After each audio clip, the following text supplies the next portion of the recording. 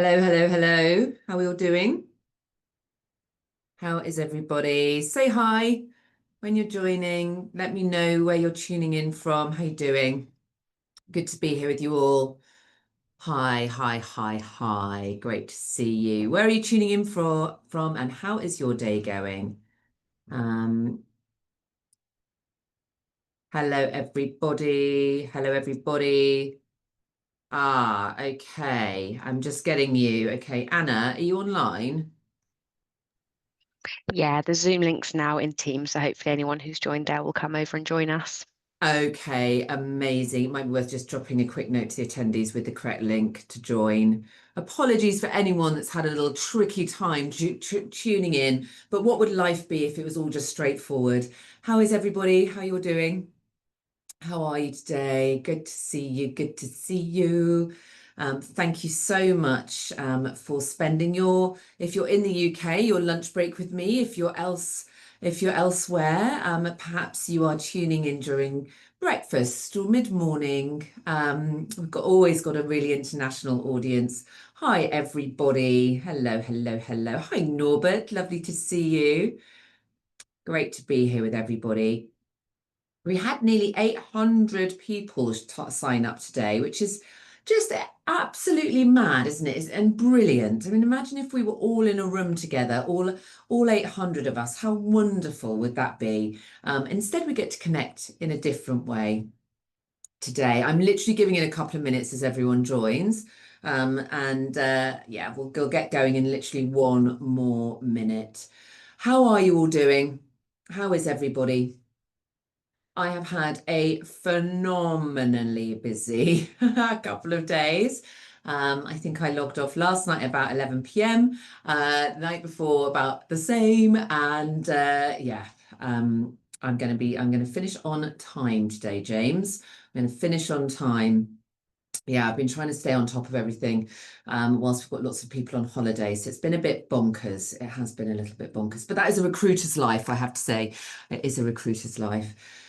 Oh, wonderful to see all of you. Now, I know lots of you that are joining, but would you just let me know if this is our very first time connecting? Is this our first time connecting? If it is, I'd just love you to say hi, first time. It's just really nice for me to know who I haven't yet had an opportunity to connect with. Well, good to see. Great. Okay. Well, this is wonderful. Hi, Avi. Hi, Jessie. Hi, Louisa. Hello, Sandra. Hi, Susan. Abigail, Claire, hi, hi, hi, hi, hi. Well, I am so grateful then to have the opportunity to say hello and get the chance to work together a little bit. Now, if you do not have a pen or paper, or if you take notes in a different way, grab them now because there is nothing truer than nothing changes if nothing changes. And they call it shelf help for a very good reason. How many of you have got a million books that you bought that are either business guides or coaching or self-help related that you've read about three chapters of and then they popped on the shelf, they went on the shelf and they started to gather dust? I don't want that for you. I really want your time to be invested well. Um, should we get going? I think it's time. I definitely think it's time. All right. Well, I'm Lucy. There's lots of you that I haven't yet met with. This is my 27th year in search and recruitment, and I founded CNC Search 11 years ago. My passion project and the thing I am deeply grateful for is that I get the opportunity to travel globally speaking. I have an incredible members group in the academy, and additionally, I run CPD certified courses. I've really developed a passion around coaching and have 6 different certifications. I'm also an organizational psychologist and many other strings to my bow because I absolutely love to learn. And when I get a great tool or framework that I either develop myself or I learn, I want to share that with you. I try very hard, in addition to all of the other things, to deliver some of my time for free, which is what you're here for today, to make sure that I'm delivering that value to you where possible. And I'm grateful to be here with you all today. Grateful to be here with all of you today. And I've been training over the last couple of weeks in lots of different places. So I've been with Amazon, I've been with Generali, I've been with TikTok, I've been with various other places delivering workshops, and I'm really grateful to be with you today.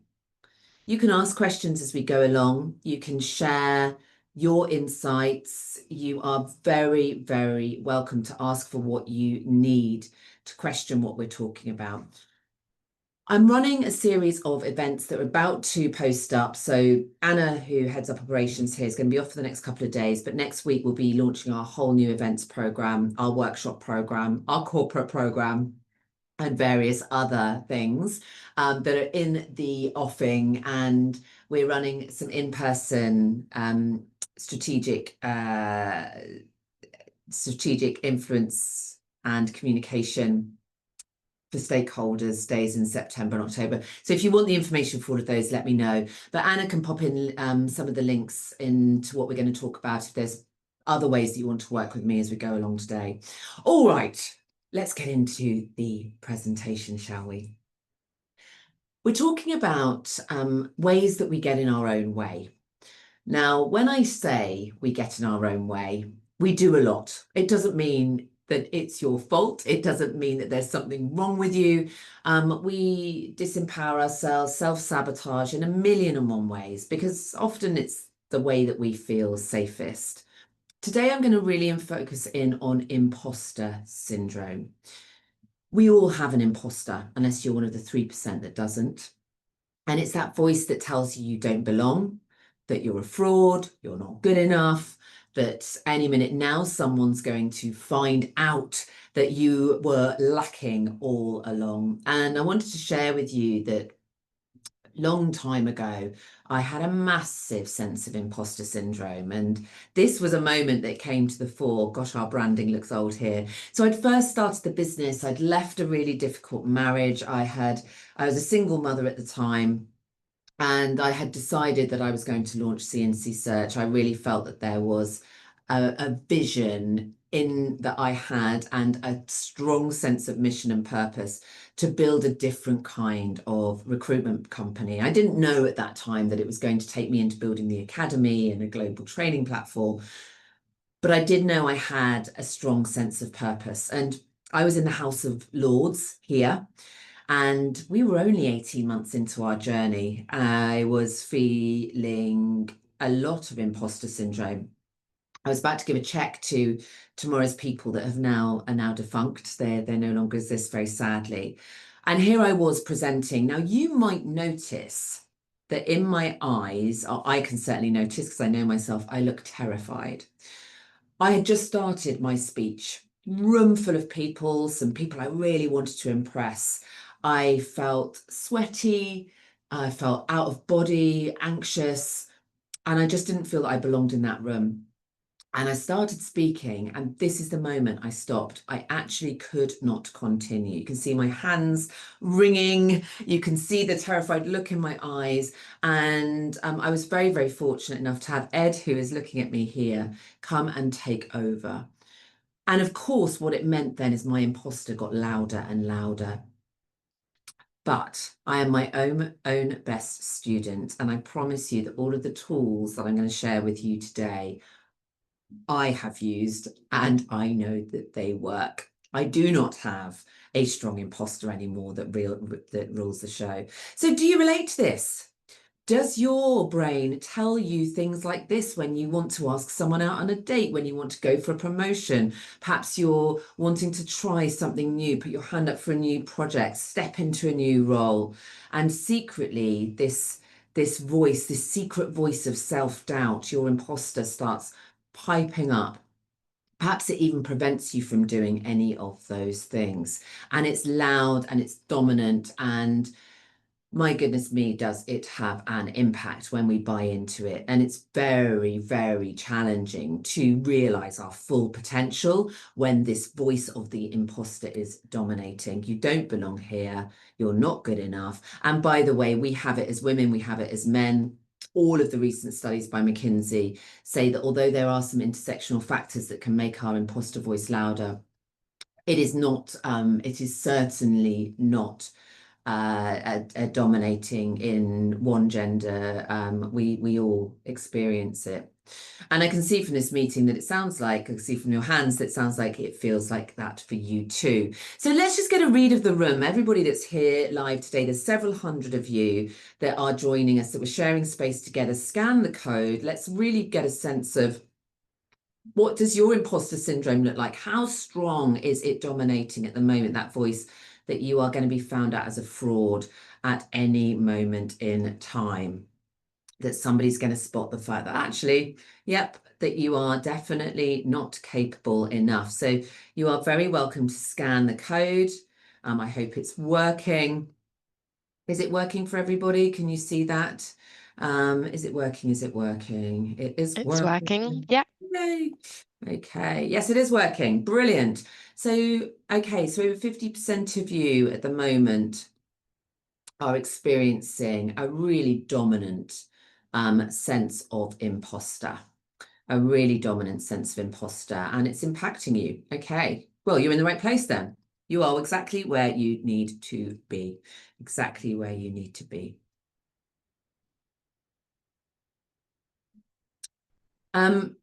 Yeah, when you start something new, when you're trying a new hobby, it's when it comes up so often, right? It comes up so often. And sometimes my sense of imposter syndrome, it does still pop up now, and it's very unusual for it to, but some of the things it can say to me are practically hilarious. And it almost comedic in what it pipes up and says. And do you know what I know to be true about your imposter syndrome? It's a bit like a hugely overprotective parent. It actually just wants to keep you safe. And it just wants to protect you, like wrapping you up in bubble wrap so that you don't experience rejection, so that you don't experience failure, so that you don't get it wrong, so that you don't look silly. But of course, like any overprotective parent, it completely keeps and prevents us from experiencing all that life and our career has to offer us.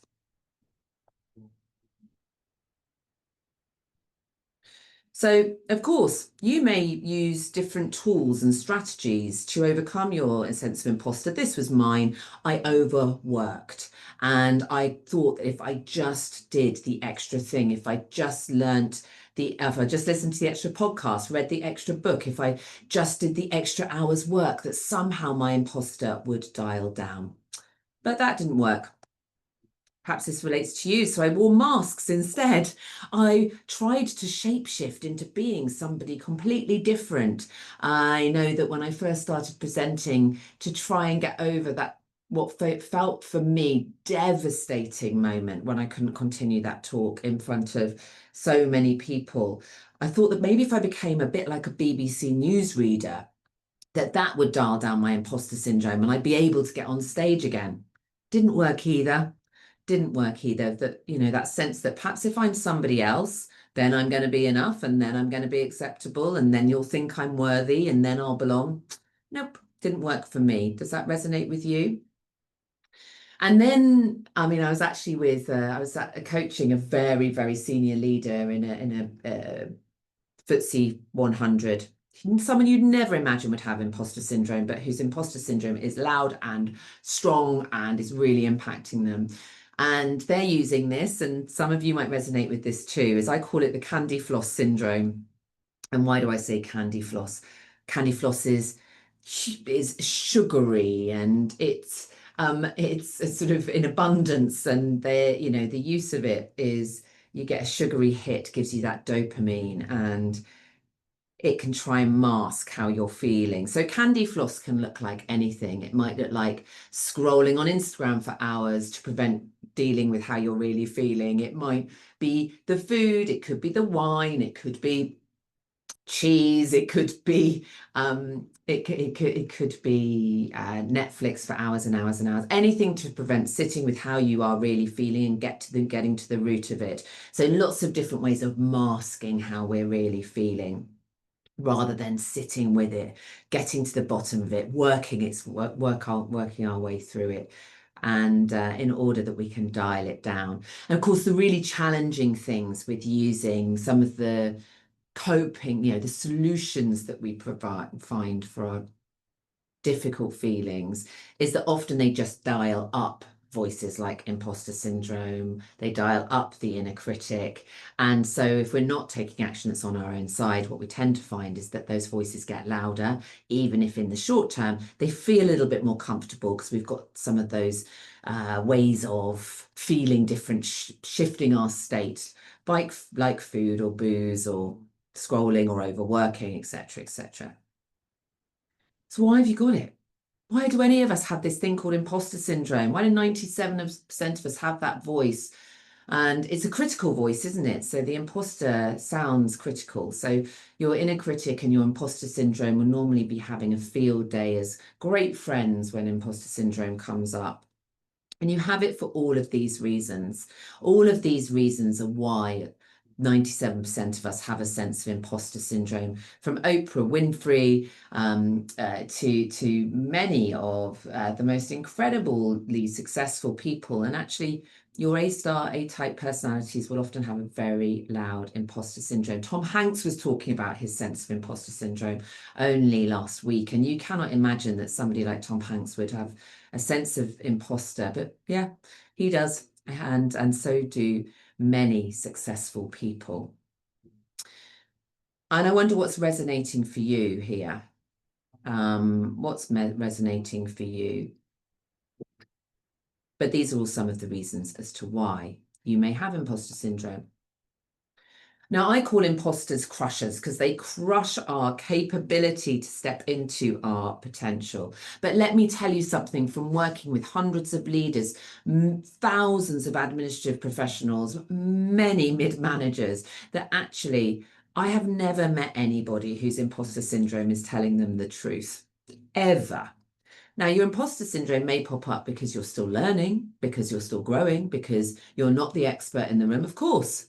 But I've never met anybody's imposter that's telling them the truth. So I'm going to guess that yours is not either. So can we start checking out your dominant imposter? So for all of us, we tend to have a dominant imposter voice that sounds like this. And when we get clarity on what our imposter syndrome looks like, how it shows up, when it shows up, that's when we can dial it down and dial up our inner coach, our inner guide, our inner cheerleader, our inner champion, which helps us to connect with potential. So for you, what does yours look like? Is it the genius that thinks that if it doesn't come easily, then it means that somehow you're an imposter? Or the expert, do you have to know absolutely everything there is to know about anything before you share your viewpoint, your opinion, before you deliver your report, write your book, go for your promotion? Are you somebody's imposter, or does your imposter sound like the soloist, that if you cannot do it alone, then you shouldn't be doing it at all? The perfectionist, that if you cannot do it perfectly, you shouldn't be doing it whatsoever? Or is yours the superhuman? So this is definitely mine, that I can somehow outrun my sense of imposter syndrome by just doing it all myself, better, more, harder, faster, taking on more and more and more until, of course, it leads to burnout and overwhelm. So what does yours sound like? And sitting underneath this voice, your imposter, your sense of imposter, are all of these things that feed it, that give it a louder voice. People pleasing, which causes a primal survival mechanism. Fight, flight, freeze, fawn, and flop are our primal survival mechanisms in the limbic brain. And people pleasing is fawning. So please know that if you are a people pleaser, which many people I know are, it's actually a primal way of survival. So self-diminishing, trying to stay under the radar, not being visible, overworking, procrastinating, and of course, perfectionism and procrastination tend to go hand in hand. All of these aspects of who we are feed our sense of imposter. And it's why so many A-type personalities have an imposter syndrome. They're trying to outrun it all the time. So what do we get out of it? So apart from the fact we know that it's like this massively overprotective parent and trying to keep us safe from any harm, obviously doesn't actually work because it keeps us from reaching our potential. What are we getting out of it? What does it do for us? Because it wouldn't exist, right, if it wasn't trying to do something for us. The way that we're designed as humans, our way our brain is designed, is generally trying to protect us. So what does your imposter help you to avoid? What does it keep you safe from? And what does it protect you from? What does it help you get?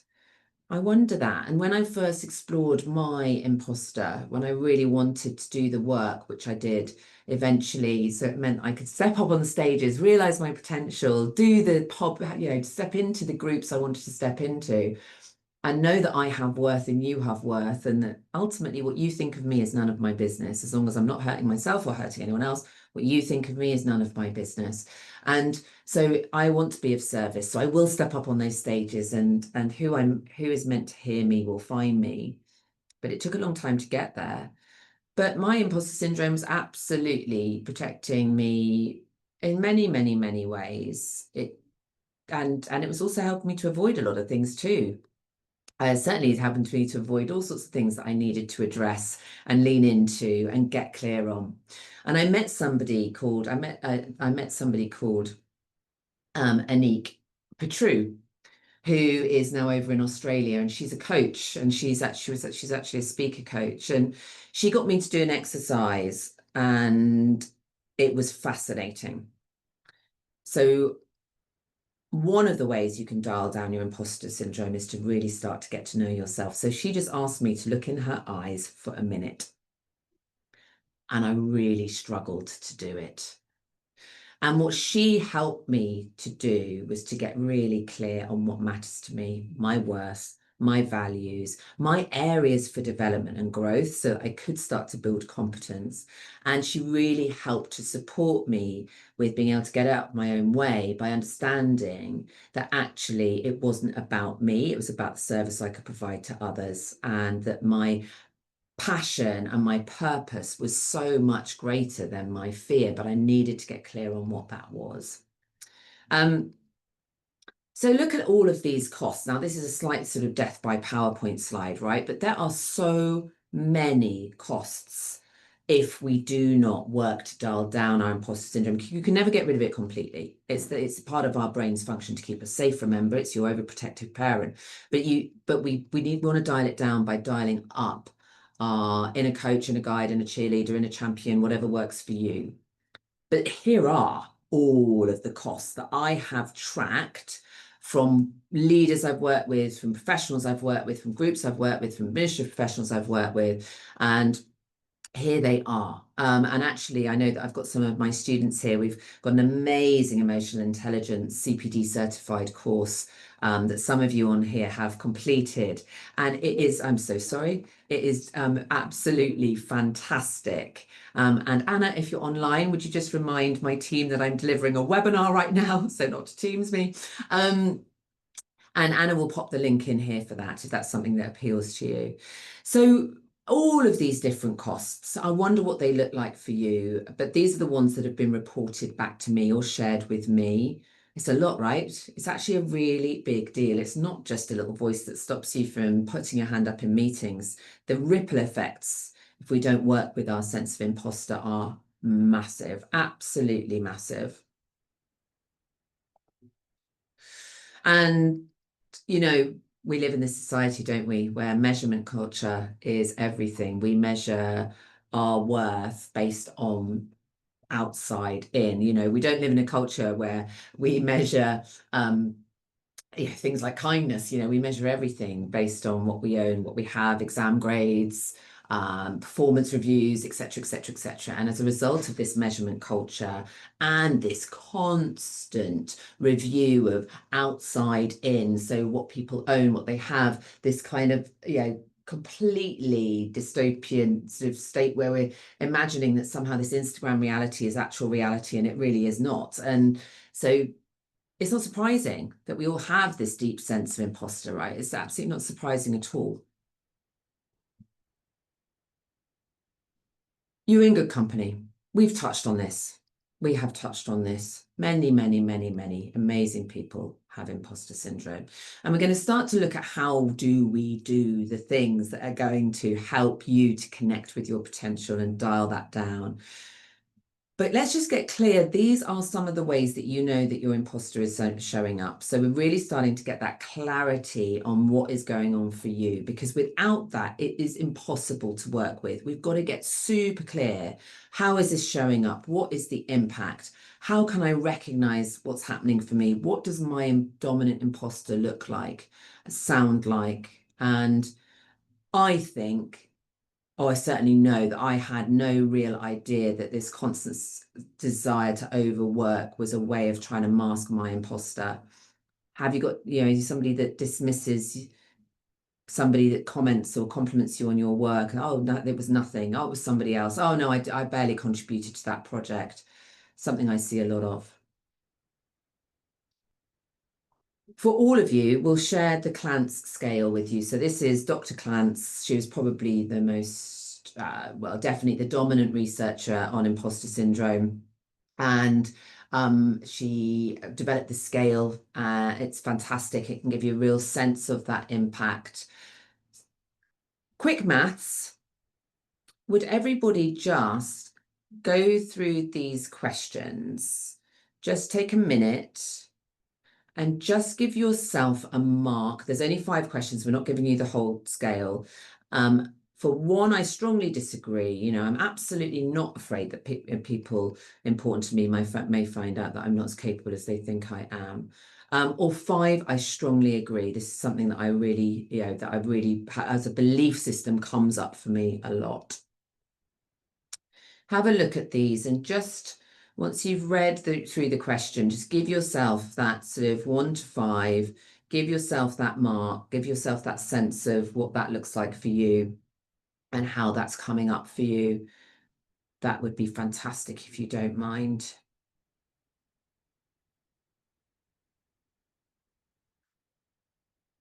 So I wonder if you've managed, and it is quite a challenging one to quickly go through because the questions are slightly longer. But I wonder if you've managed to sort of get clear for you on what that scale is looking like out of 5 for each of those questions. So you've got a possible mark out of 25. There's no two ways about it. 11, 12 years ago, for me, I had no idea that my imposter was running the show, but I'm sure I would have had 22 out of 25 for these. No two ways about it at all. So you start to get that sense of what's going on for you, that clarity piece that I've been talking about, and what yours looks like. So how do we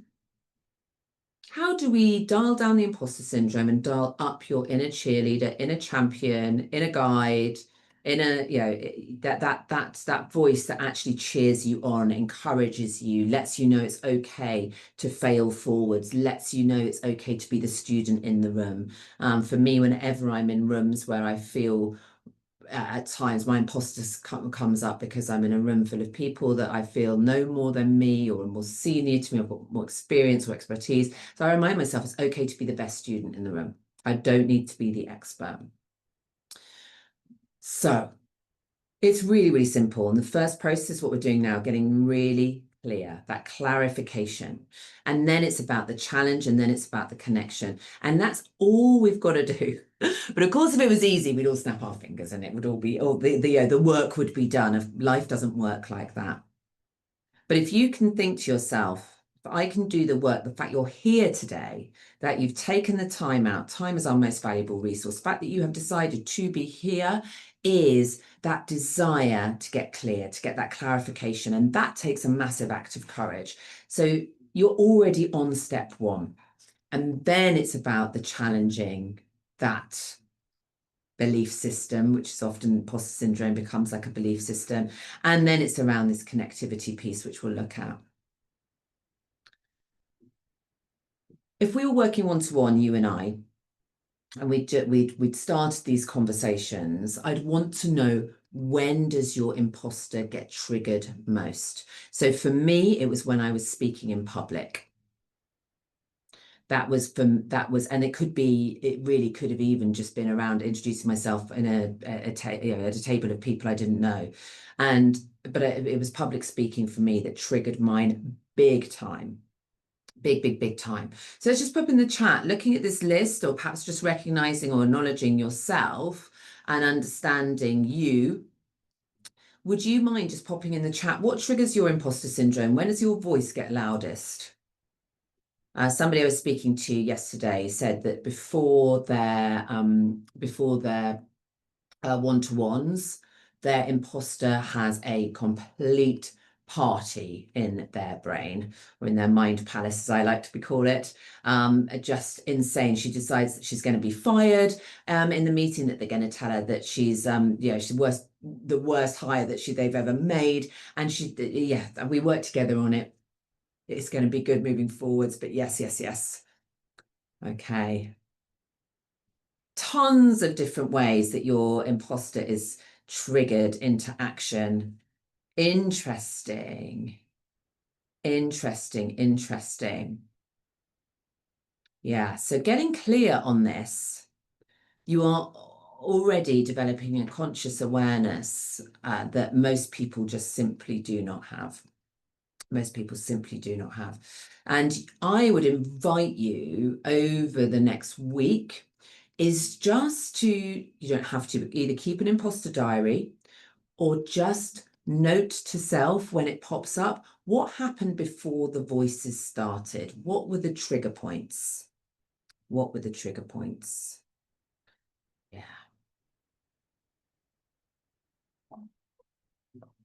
Yeah. All right.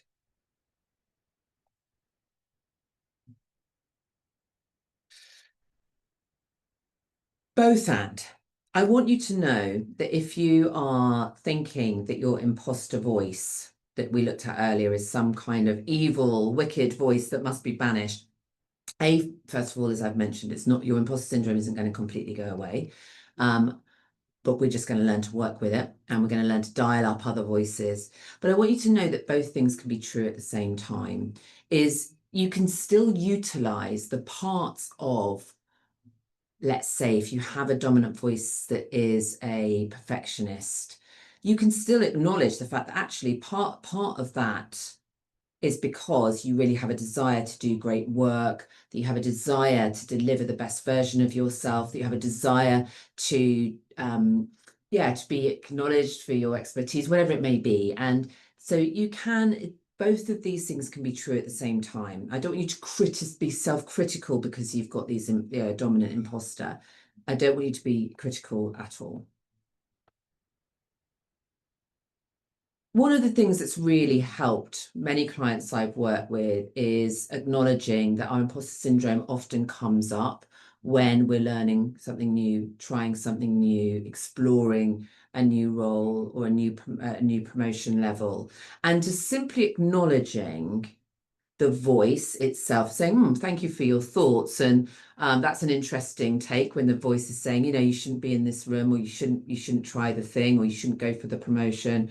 Is just getting curious. Okay, that's interesting. Thank you for that. Thank you for that bit of commentary. But actually, I think this is just me growing. I think that messaging is coming up because this is me getting ready to explore something new. So acknowledging it, but also being exploratory and noticing that it's probably just you growing, and encouraging yourself that it's okay not to know everything. It's okay to know there's no end to knowledge, and competence and conscious awareness means acknowledging we all have limitations. We're all imperfect. There's many paths to Rome and to expertise, and it's absolutely fine not to have the answers.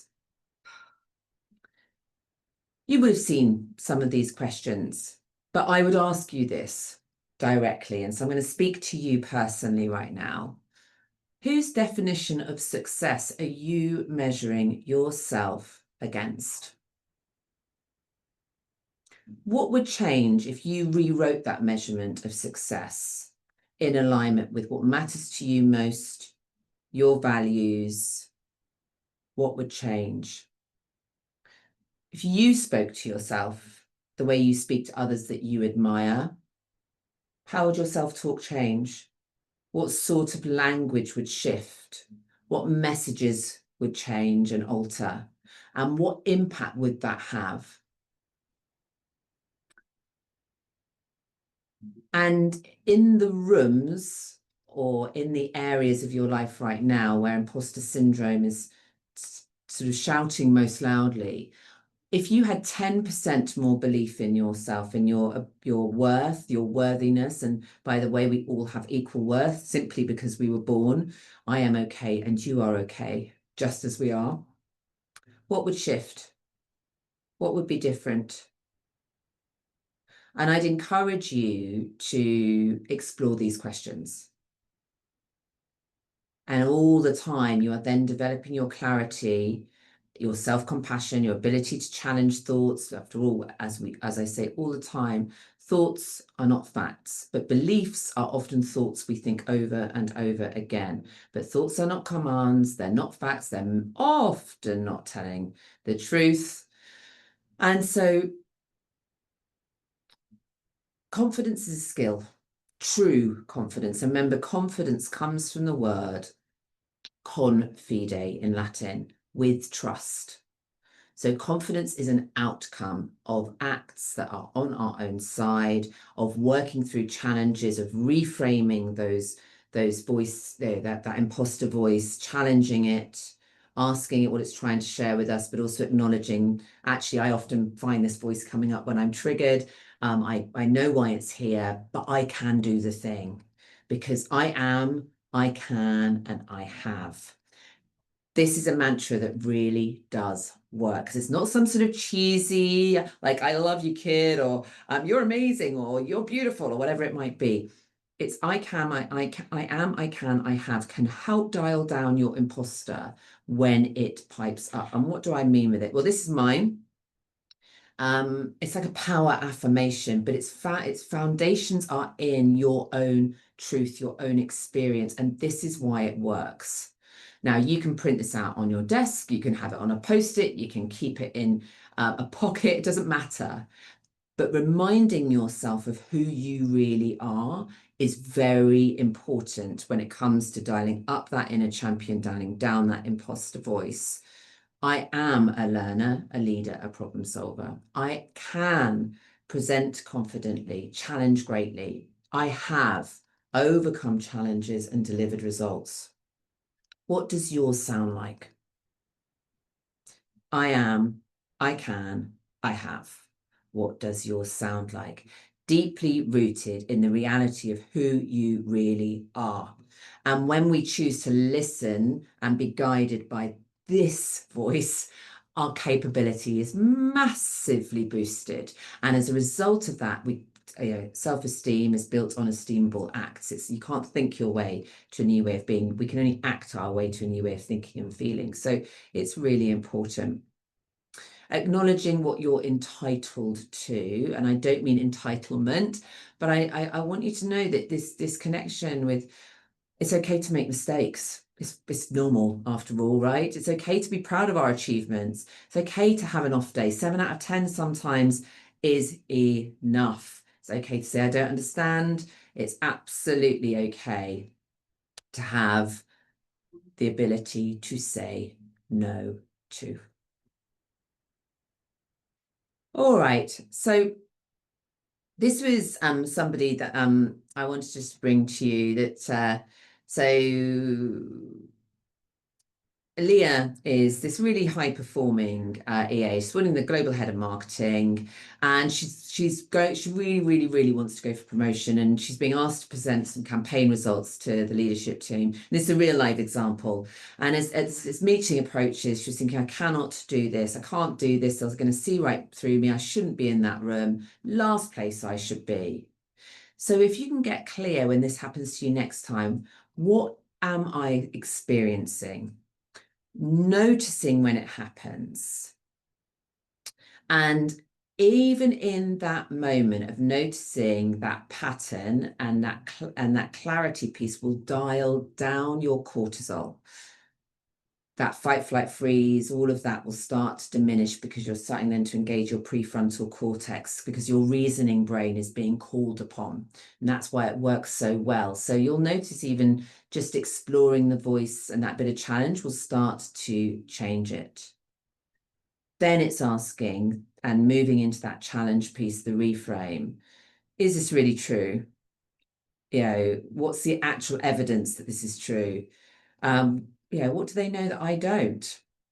Getting clear on what your expertise and reframing it. From I couldn't possibly be in this room. I'm not expert enough to, do you know what? I've done the work. I know the results. What I share has value. And in that moment, you start to be able to step into your capability. That makes an enormous difference. So connection with your community, building around you, your cheerleaders, but also connection with yourself so that you can cheerlead yourself.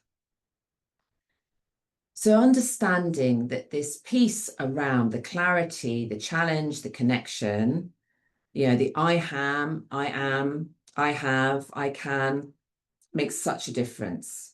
And I'd absolutely love for you to write down all the things that people that you admire and respect believe to be true about you. What do the people that you admire and respect believe to be true about you? Because it's amazing how quickly we are to dismiss and diminish all of those messages that we get from people that respect and admire and love us and care about us. And instead, we want to just tune into that imposter voice instead. But I would ask you to go and do that kind of review or make a note or write that down or get a list together, because that is far more likely to be who you really are. So if you want a quick exercise, if you are somebody that really enjoys working through a process, is next time your imposter comes up over the next week, you've noticed a trigger, is get really clear on what the emotion is first. So what is the feeling? So when when the imposter voice comes up, how does it actually make you feel? Then get clear on where it is in the body. Remember, the mind-body connection is very, very powerful. There is a very good reason why elite sports people use visualization and use that tuning into the physical, because actually it's a very, very powerful stress management resilience tool. It can completely change your ability to lean into challenge, I promise. So the first step is to really get clear on what you're feeling. The second step is to then get very, very clear on where you can feel it in your physical body. And then ask, what is this trying to tell me? What is the data here? Because all of our emotions, all of our experiences give us great data. Instead, often we make it mean something bad about ourselves and feed the imposter voice even more. But actually, if we can start to recognize that all of these feelings, experiences give us great data, they operate as a great guide, then we can use them as real rocket fuel. Then it's about checking into the story. Is this true? Is it helpful? Is it complete? Is it the full picture? Is there another perspective? And then make a decision. How can I get on my own side? So knowing what I know now, how do I want to respond? How do I want to react? How am I going to support myself through what is next? Because who are you not to, right? Why shouldn't you work with this imposter so that you can have the success that you so deserve? So as we come to the end of our session today, I'm just going to invite you to take a breath. You've listened, you've reflected, perhaps you've even had some recognition, some aha moments. And I bet every single person that's on this call right now has questioned your worth, you've doubted your belonging, you felt like a fraud at some point. But here you are, showing up, you're doing the work. It's a courageous act. You do belong, you are more than enough. And I just want to say thank you for, your bravery, your honesty, your presence at being here, for taking that time out. And I wanted to let you know some of the ways that you might like to work with me moving forward. So, of course, I have an amazing team of 24 incredible women that take care of HR, people and talent, and EAPA and business support hiring. So you can work with us if you are hiring. You can join our latest CPD certified course. Here it is. And so if you are interested in taking a qualification in emotional intelligence so that you can lean into challenge, change, and conflict with great ease, we'd love to welcome you. You would be very, very welcome. And you can also join us in our academy, which we have a membership for, and Anna can pop the link in here if you are okay. So I'd love you to tell me, would you share with me what you're taking away from today? Would you let me know? What are you taking away from today? What are you taking away? I'd love to know what resonated, what landed, what worked for you. What worked for you. And of course, somebody's just asked, can I come in and deliver a workshop for their organization? Yes, I do that all the time. You are, yes, more than welcome to invite me into your organization if that's something that would work for you too. Fantastic. I'm so pleased that so much landed. It makes me feel very happy indeed. Thank you, thank you, thank you.